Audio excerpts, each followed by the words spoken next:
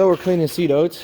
What you do is you take a basket, oats out of here, dump it in top, falls through here onto this bed. It's like a mini combine basically. Oats will fall through and your bigger stuff will come through here and fall on the ground. Then there's a screen underneath, I believe, yeah. And then it'll go down into the spinny thing. I don't know the technical term. And it'll get rid of all your fines and the really, really small seeds like those.